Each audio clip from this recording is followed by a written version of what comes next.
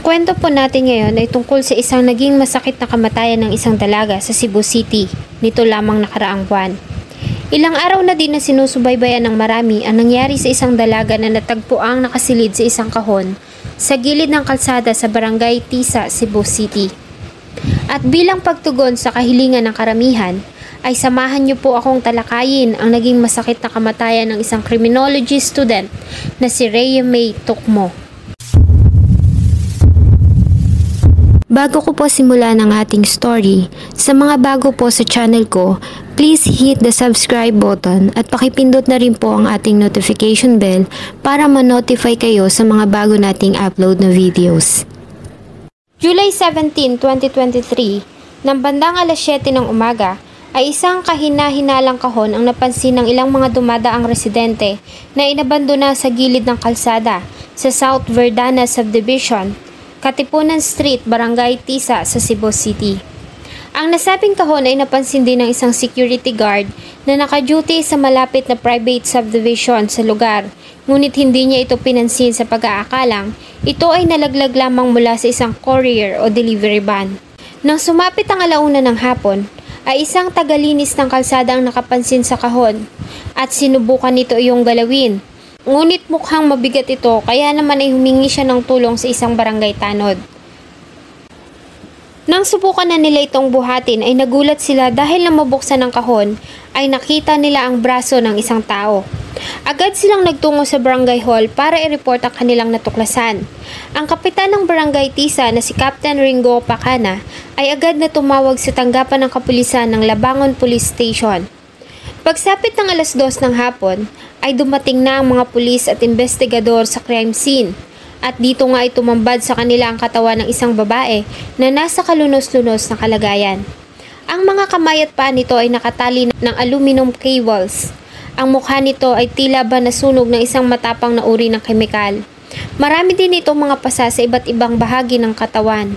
Nakabaluktot ang katawan nito at nakabalot ng puting kumot na nakapaloob sa isang kahon na binalutan ng packaging tape. May tama din ito na saksak sa kanyang kaliwang dibdib at may mga nakataling interior ng gulong sa kanyang katawan at leeg. Ayon sa preliminary report, base sa lagay ng katawan ng biktima, ay nakaranas ito ng labis na pagpapahirap. At dahil sa wala pang pagkakakilanlan, ay pansamantala nila itong dinala sa St. Francis Funeral Homes sa North Bacalso Avenue. Kinabukasan July 18, 2023, ay kinilala ang biktima na ang 19 years old na dalaga na si Rhea May Tukmo na nagmula sa Panabo City sa Davao del Norte. Ang biktima ay positibong kinilala ng kanyang kaibigan dahil sa kanyang umanong suot na itim na short na paborito nitong suotin, kwintas, dental braces at tattoo. Sa paglabas ng identity ng biktima ay agad silang nagsagawa ng background check tungkol sa mga aktibidad nito at mga huling nakasalamuhang tao. July 19, 2023 ay dumating ang nakatatandang kapatid na babae ni Rhea May sa Cebu kasama ang ama nito. At dito, muli ay positibo nilang kinilala ang biktima na si Rhea May Tukmo. Ayon sa kanila, si Rhea May ay bunso sa 3 magkakapatid, puro kababaihan. Si Rhea May ay naninirahan sa kanyang nakatatandang kapatid na si Poblasyon mula na maghiwalay ang kanilang mga magulang. Ayon dito ay napakabait na bata ng kanyang kapatid at talaga namang maaasahan. Wala din umano siyang naging problema sa pag-uugali nito at ni minsan ay hindi ito sumagot sa kanya kapag napapagalitan. Madali din itong mag-sorry at sobrang galang. Ngunit mahiyain ito kahit pa nga sa kanila at nahihiya talaga itong manghingi ng pera kahit pa nga pambili nito ng kanyang mga personal needs. Pangarap umano ni Rhea May ang makatapos ng kolehiyo para makatulong sa kanilang pamilya. Kaya naman ay nag-enroll ito ng kursong criminology sa Panabo City sa Davao del Norte. At kapag naman walang pasok ay tumutulong ito sa pag-aalaga sa kanyang 5 taong gulang na pamangkin. Hanggang sa magdesisyon na lamang itong tumigil muna sa pag-aaral at nagpaalam sa kanyang ate na magtatrabaho sa Davao City. Ayon sa kanyang ate, ay pinilit niya ito na ipagpatuloy ang pag-aaral at siya na ang bahala sa mga gastusin. Ngunit naging buo ang pasya nito na magtrabaho muna para makaipon ng pera at hindi makadagdag sa mga iisipin ng kanyang kapatid. At dahil nga sa pamimilit nito ay pumayag na ang kanyang ate at pinayagan nito si Rhea May para magtrabaho sa Davao. Ngunit lingid sa kanilang kaalaman ay imbes na sa Davao ay nagtungo ang dalaga ng Cebu noong July 14, 2023 para sa trabaho na inialok ng kaibigan nito na si Jewel Smith sa Mandaue, Cebu City. At dito ay nagtrabaho ito sa isang bar and restaurant kung saan ay ilang araw pa siya na tumuloy sa staff house bago ito lumipat sa isang paupahang bahay sa Barangay Look, Mandaue City, kasama pa din ang kaibigang si Jewel Smith. Ayon sa pamilya, ay nagulat na lamang sila na nasa Cebu ang dalaga nang minsan ay tumawag ito sa nakatatandang kapatid na babae at nagpatulong para magpabook ng tiket pabalik ng Davao sa July 21, 2023 para umattend sa isang pagtitipon. Sa kabila ng pag-aalala at pagkagulat, ay sinigurado naman sa kanila nito na okay siya sa Cebu at maayos ang kanyang kalagayan. Hanggang sa makatanggap na lamang sila ng balita na ito ay natagpo ang wala ng buhay. At dito ay napag-alaman nila na nawawala ang wallet at cellphone ng biktima na palagi nitong dala. Simula ang investigador sa boarding house kung saan tumutuloy si Rhea May sa Barangay Look, Mandaue City. At dito, ayon sa isang tindera at sa kanyang kasama sa bahay na si Jewel Smith, ay huling nakita si Rhea May na buhay noong July 16, 2023 nang ganap na alas 4 ng hapon. Sa kuha ng isang CCTV sa Mandaue, ay nakita si Rhea May na sinundo ng isang lalaki na nakasuot ng orange na t-shirt at nagmamaneho ng isang motorbike at tinahak ang daan patungo sa Sitio Mohon kung saan natagpuan ang kanyang katawan. Ang nasabing kuha ng CCTV ay agad na tinala ng mga investigador sa Regional Anti-Cybercrime Unit para sa video enhancement para mas makita ng malinaw kung sino ang lalaki na nagmamaneho ng motor, ganun na din ang plate number nito. July 27, 2023, 10 araw matapos na matagpuan ang katawan ni Rhea May, ay isang witness ang lumapit sa tanggapan ng pulis sa Labangon. Dala ang cellphone na pagmamayari ni Rhea May Tokmo. Ayon sa kanya, ang nasabing cellphone ay kanyang binili sa isang lalaki malapit sa Carbon Public Market. At nang mabuksan niya ang nasabing cellphone, dito ay nakita niya ang mga larawan ng babae na nakilala niyang ang babae na natagpuan sa loob ng kahon sa Barangay Tisa na una niyang nakita sa social media. Kaya naman ay agad siyang lumapit sa tanggapan ng pulis. Ayon sa kanya, ay una nang nagtungo ang lalaki sa isang cellphone shop sa Carbon area para ipa-unlock ang nasabing cellphone. Ngunit sinisingil ito ng elektrisyan ng halagang 800 pesos. Marahil ay namahalan sa presyo o walang hawak na ganun kalaking halaga, ay nagdesisyon ito na ibenta na lamang ang cellphone sa halagang 2,500 pesos hanggang sa bumaba pa ito sa halagang 1,700. Sa nakuhang impormasyon ay agad na tinungo ng mga investigador ang Carbon Market para maghanap ng mga CCTV na naka-install sa lugar at dito ay nagawa nilang makakuha ng mga footages kung saan ay nakita ang isang lalaki na nakasuot ng orange na t-shirt ang may daladala sa cellphone ng biktima. Ang larawan ng lalaki ay agad nilang pinakalat sa social media bilang person of interest sa kamatayan ni Rhea May Tokmo. July 29, 2023 ng alauna ng hapon ay nakatanggap ng report ang tanggapan ng Guadalupe Police Station dahil umano sa isang lalaki na may dalang baril ang nasa lugar. At dito ay nagawang maaresto ng mga kapulisan ng Guadalupe, Cebu City ang 22 years old na si Simeon Camangyan Gabotero. Si Gabotero ay nahuli sa Sitio Sampaguita, Barangay Guadalupe, Cebu City. Nakuha sa kanyang isang walang lisensyang baril na may 4 na mga bala. Sa pagkakaaresto kay Gabotero ay napag-alaman nila na siya ang lalaki na nakuhaan ng CCTV na nakapaskil sa official Facebook page ng Cebu City Police Office at tinuturing na person of interest sa pagkamatay ni Rhea May Tokmo. Sa ginawang inquiry ng mga kapulisan ay pinakita nila ang kuha ng CCTV kung saan ay nakita itong dala ang cellphone ng biktima na si Rhea May. Hindi naman ito tinanggi na siya nga ang nakuhaan ng CCTV, ngunit ayon sa kanya Ang nasabing gadget ay kanya umanong nakuha mula sa isang kapitbahay na naninirahan din sa Guadalupe na si Roberto Hisman Gabison noong July 16, 2023. At ito umano ang nag-utos sa kanya para ipa-unlock o ibenta ang cellphone. Ayon din sa kanya, matapos na ibenta ang gadget sa halagang 1,700 ay binigyan siya ni Gabison ng halagang 500 piso. Sinabi din niya na nakita niya si Rhea May at si Roberto Hisman Gabison alias Insik na nagtatalo malapit sa elementary school sa Barangay Guadalupe, Cebu City nang napadaan siya sa area.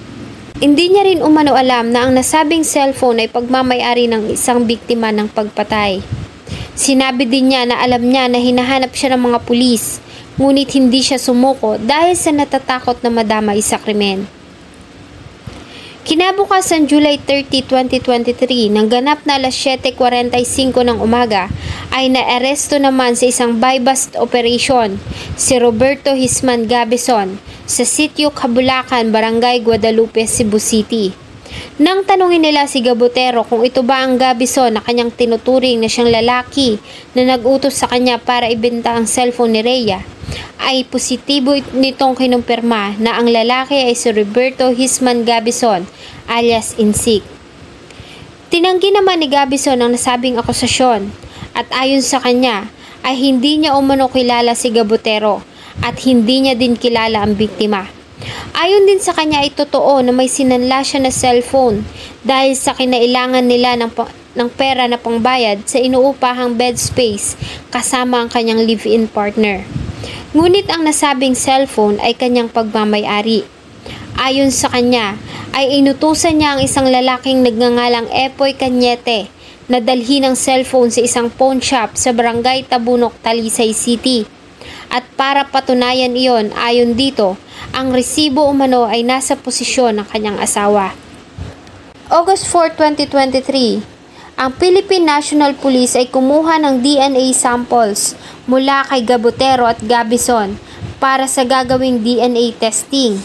Ang nasabing mga samples ay kanilang ikukumpara sa mga DNA samples na nakuha sa kuko ng biktima. Habang hinihintay ang resulta ng DNA test, ay isang taxi driver ang nagtungo sa tanggapan ng radio station at ito ay nagpa-unlock ng isang interview. Ayon sa kanya, ay naaalala niya na may sinakay siyang mga pasahero noong July 17 na may dalang isang walang laman na kahon. Base sa kanyang naging pahayag, ang isa sa mga pasahero ay isang pitit na babae na may mga tattoo, kasama nito ang isang lalaki. Ang dalawa ay sumakay umano sa kanyang taxi sa B. Rodriguez at nagtungo sa isang kondominium sa Barangay Labangon. Ang pagkakalarawan ng taxi driver sa babae ay tumugma sa matalik na kaibigan ni Rhea May Tocmo at kasama niya sa tinitirhan na si Jewel Smith. August 7, 2023, ang galit na si Jewel Smith ay dumulog sa tanggapan ng Cebu City Police Office para umano linisin ang kanyang pangalan na idinawit ng taxi driver sa pagkamatay ng kanyang kaibigan. Muli ay tinanggi nito na may kinalaman siya sa pagkamatay ni Rhea May at nanindigan nito sa nauna ng statement na huli niyang nakita ang kaibigan noong July 16. Ayon sa kanya, magmula ng interviewin ng taxi driver ay naging subject na siya at ang kanyang pamilya sa mga pagbabanta at mga walang basihang akusasyon sa social media. Mula kasi umano noon ay kumakalat na ang kanyang larawan sa social media na wala umanong permission niya. Sinabi din niya na noong July 17 ay nasa bahay lamang siya at nagpapahinga dahil iyon ay araw ng linggo at walang pasok. Nagbabawi umano siya sa tulog dahil sa gabi na siya nakakauwi galing sa trabaho. Ayon din dito ay magsasampa siya ng kaukulang reklamo sa taxi driver sa ginawa nitong pagpapakalat ng kasinungalingan. Hinamon pa nito ang taxi driver na maglabas ng video mula sa dashcam para patunayan ang aligasyon. Ayon din kay Jewel Smith, ay huli niyang nakasama si Rhea May noong July 15. Kumain umano sila ng kaibigan sa ilalim ng tulay ng Look. Si Jewel Smith at Rhea May ay nagkakilala sa Panabo City, Davao del Norte. Dumating si Jewel ng Cebu noong April at si Rhea May naman ay sumunod sa kanya noong June para maghanap ng trabaho. August 10, 2023, sa resulta ng isinagawang DNA test ay nagmatch ang DNA samples na nakuha sa biktima sa DNA samples ng 22 years old na si Simeon Gabutero. Dahil dito ay umiiyak na inamin ni Gabutero ang kanyang ginawang krimen. Nagbigay ito ng kanyang extrajudicial confession sa Cebu City Prosecutor's Office. Ayon sa kanya, ay nakilala niya si Rhea May Tocmo sa pamamagitan ng social media account na Facebook hanggang sa magkaroon sila ng relasyon ng dalaga na nagsimula noong December 5, 2022. At kahit pa nga sa Facebook lamang sila nagkakilala ay talaga namang napamahal siya dito. Ayon kay Gabutero, bilang isang construction worker ay kumikita siya ng 400 piso araw-araw at halos lahat umano ng kanyang kinikita ay pinapadala niya sa nobya na si Rhea May Tocmo para ipanggastos nito sa pag-aaral sa Davao.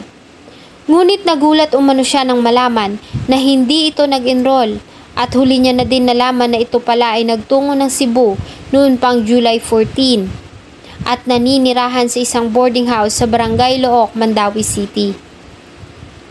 Ayon sa kanya ay umamin lamang sa kanya ang nobya noong July 16, 2023 at dito ay sinabihan niya ito na magtungo sa kanyang inuupahang bahay sa Barangay Guadalupe, Cebu City. Ang kauna-unahang pagkakataon na pagkikita ng dalawa ay siya na rin palang magiging huli. Ayon kay Gabutero, ay dumating si Rhea May sa kanyang tinitirahan ng lasing ng pasado ng hating gabi. Sa loob ng boarding house ay nagkaroon sila ng pagtatalo nang malaman niya na may mga kachat itong iba't ibang lalaki gamit ang iba't ibang Facebook accounts. Nagalit umano siya dito ngunit imbis na magpaliwanag ay tinawanan siya nito na siyang naging dahilan para hindi niya makontrol ang labis na emosyon at galit.